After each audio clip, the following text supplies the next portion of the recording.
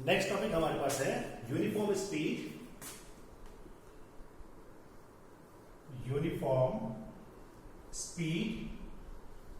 And non uniform speed.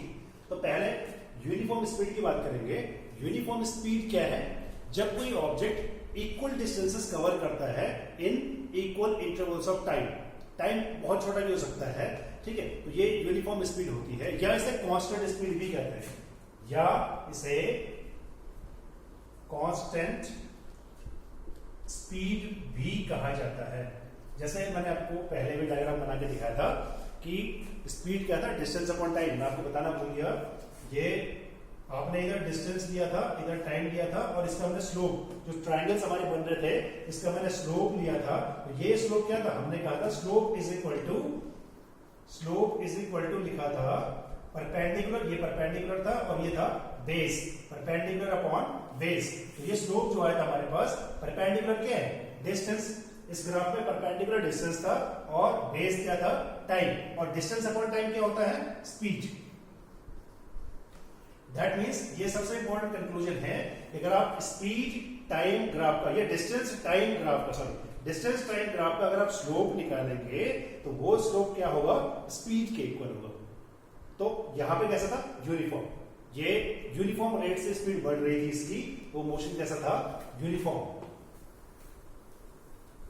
और अभी जो डेफिनेशन आपको बताई कि यूनिफॉर्म स्पीड की डेफिनेशन क्या है, इक्वल इंटरवल्स में बॉडी अगर इक्वल डिस्टेंसेस कवर कर रही है तो वो मोशन कैसा होता है, यूनिफॉर्म मोशन है, और जो स्पीड होगी वो यूनिफॉर्म स्पीड। फॉर एग्जांपल, जैसे लाइट की स्पीड वैक्यूम में कितनी होती है, 3 × 10⁸ मीटर पर सेकेंड लाइट की स्पीड होती है, और ये हमेशा कांस्टेंट है, ये बदल नहीं रही है। That means light uniform speed से हमारे तक पहुंच रही है वैक्यूम में। एक्सरे की स्पीड होगी, ठीक है, रडार में जो जितने सिग्नल्स होते हैं, टीवी के सिग्नल्स हुए, इनकी सबकी स्पीड क्या होती है, यूनिफॉर्म होती है, आप इसको कांस्टेंट भी कह सकते हैं। नेक्स्ट है नॉन यूनिफॉर्म स्पीड और वेरिएबल स्पीड। जैसे मोशन की डेफिनेशन में बताया था, नॉन यूनिफॉर्म, अगर मैं इसको नॉन यूनिफॉर्म कर दूं तो नॉन यूनिफॉर्म क्या होगा कि टाइम इंटरवल तो इक्वल होंगे, ये टाइम इंटरवल तो बराबर के होंगे, लेकिन जो डिस्टेंसेस कवर्ड है वो क्या होंगे, इक्वल नहीं होंगे। तो ये जो ग्राफ बनेगा वो क्या होगा, यूनिफॉर्म नहीं बनेगा, ये कर्व्ड मोशन आएगा आपके पास। तो इस तरह का मोशन क्या होता है, नॉन यूनिफॉर्म। और इसमें जो स्पीड होगी वो क्या होगी, वेरिएबल स्पीड होगी। वेरिएबल का मतलब क्या है, जो वेरी कर रही है, चेंज हो रहा है लगातार, वो वेरिएबल स्पीड है। फॉर एग्जांपल, अगर सपोज कोई बॉल है, बॉल को आपने इस ग्राउंड से 100 मीटर की हाइट से 100 मीटर की हाइट से ड्रॉप किया, तो क्या होगा, ये अंडर ग्रेविटी के इफेक्ट में लगातार इसकी स्पीड बढ़ती रहेगी। तो इसकी स्पीड क्या है, कांस्टेंट नहीं है, ये एक जैसी स्पीड से नहीं बढ़ रहा है, इसकी लगातार ग्रेविटी की वजह से स्पीड बढ़ती रहेगी। तो इस तरह का मोशन जो है वो मोशन कौन सा होगा, नॉन यूनिफॉर्म मोशन होगा। जैसे कर्व रोड है, रोड जैसे पहाड़ में होता ही है, ये कर्व इस तरह की सड़क है, इस सड़क पे अगर कोई ऑब्जेक्ट मूव कर रहा हो तो उसकी स्पीड कांस्टेंट हो ही नहीं सकती, उसको लगातार ब्रेक्स अप्लाई करने पड़ेंगे, स्पीड लगातार चेंज होती रहेगी। ये जो मोशन होगा वो भी नॉन यूनिफॉर्म मोशन होगा। नेक्स्ट,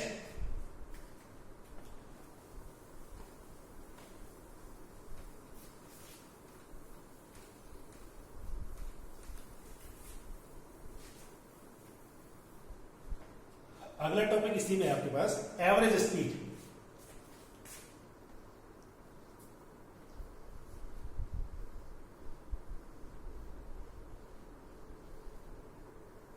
एवरेज स्पीड का जो कंसेप्ट है वो है total length of the path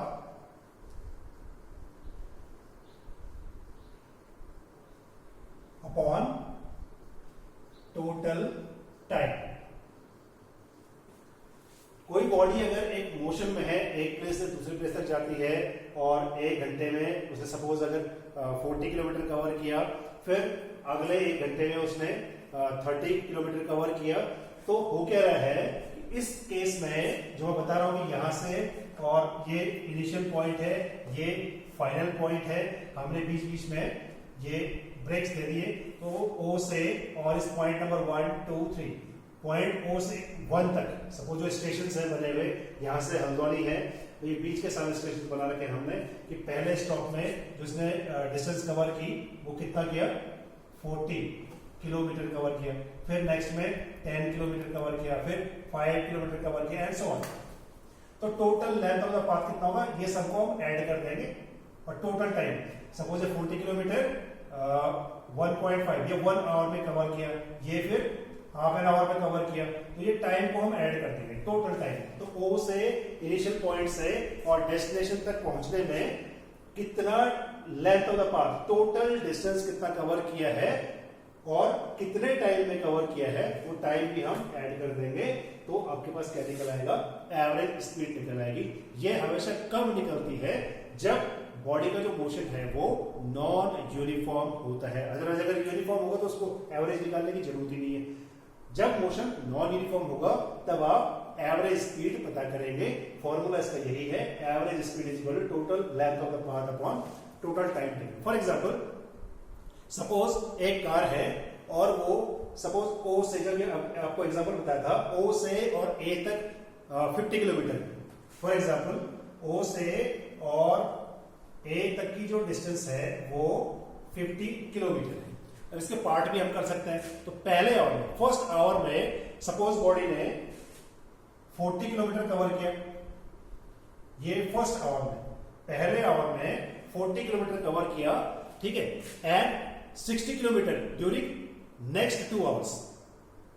ये यूं मान लो आपसे कि कोई ऑब्जेक्ट है, हम डिस्टेंस को फिक्स नहीं रखते हैं, ये इनिशियल पॉइंट है और ये फाइनल पॉइंट है। बॉडी ने पहले आवर में, फर्स्ट आवर में 40 किलोमीटर कवर किया, ये फर्स्ट आवर में हो गया, और नेक्स्ट आवर में 60 किलोमीटर कवर किया। ये यूं कह सकते हैं कि चलो नेक्स्ट 2 आवर में 60 किलोमीटर कवर किया है।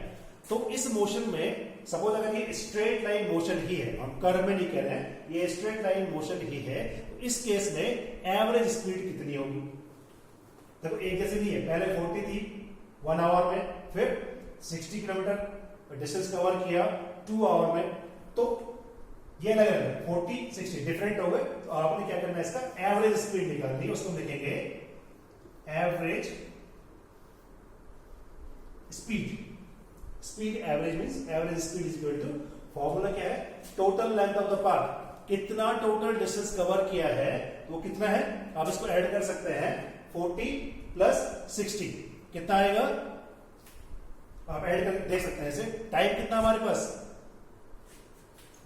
1 आवर प्लस 2 आवर्स, तो 40 प्लस 60 टोटल डिस्टेंस हो गया, और टोटल टाइम कितना हो गया, 1 आवर प्लस 2 आवर। तो आप इसको सॉल्व कर सकते हैं, कितना आएगा, किलोमीटर पर आवर में निकाल देंगे, 40 प्लस 60 अपॉन 3 आवर, इसको ऐड कर लीजिए, ये आ जाएगा 100 अपॉन, एक ऊपर किलोमीटर में है, 100 अपॉन 3 किलोमीटर पर आवर।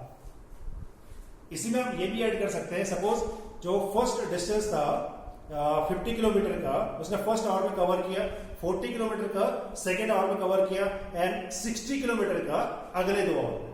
पहले 40, फिर 60, और फिर कोई भी डिस्टेंस ले सकते हैं, जैसे हमने कहा फिर से 60, तो ये फर्स्ट आवर में, ये फिर नेक्स्ट 1 आवर में, और ये नेक्स्ट 2 आवर्स में कवर किया।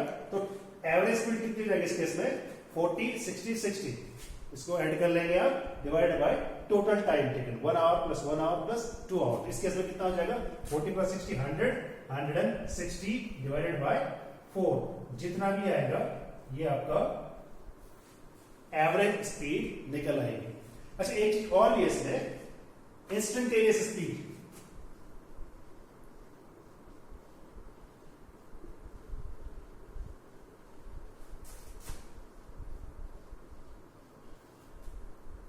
इंस्टेंटेनियस स्पीड, अभी तक कितने टर्म आ गए, एवरेज स्पीड, एवरेज वेलोसिटी के बाद आएगा इंस्टेंटेनियस स्पीड। इंस्टेंटेनियस का मीनिंग क्या है, उस पर्टिकुलर मोमेंट पे, किसी पर्टिकुलर मोमेंट पे स्पीड कितनी है। जैसे बाइक्स में आपने देखा होगा स्पीडोमीटर लगा होता है, जो उसमें आगे मीटर लगे होता है, स्पीडोमीटर होगा। तो स्पीडोमीटर में जो आप जैसे एक्सीलरेटर आपने दिया, तो एक्सीलरेटर देने में नीडल तुरंत घूमती है। सपोज वो 40 पे आई, आपने और तेज किया 60 पे आ गई, फिर आपने कम कर दिया, वो 60 से कम आ गया। तो हो क्या रहा है, जैसे आप स्पीड बढ़ा रहे हैं, नीडल तुरंत आपको मार्क कर रही है कि आपकी स्पीड इतनी है। दैट मीन्स वो क्या बता रहा है, उस पर्टिकुलर मोमेंट पे वो स्पीड आपको मीटर बता रहा है कि आपकी स्पीड इतनी है। तो वो जो स्पीड आएगी स्पीडोमीटर में जो दिखा रहा है वो इंस्टेंटेनियस स्पीड है। ठीक है, नेक्स्ट आपका जैसे हमने स्पीड को पढ़ा है, वैसे ही हम सेम वेलोसिटी को भी पढ़ेंगे। इसमें कोई ज्यादा हेरफेर करने की जरूरत नहीं है। आपने स्पीड क्या बताया था, total distance upon total time. वहां पे क्या हुआ, वेलोसिटी में स्पीड जो लेंथ ऑफ द पाथ है इसको हम चेंज कर देंगे डिस्प्लेसमेंट से, डिस्प्लेसमेंट अपॉन टाइम। क्योंकि वेलोसिटी क्या है, वेलोसिटी एक वेक्टर क्वांटिटी है, तो velocity is equal to displacement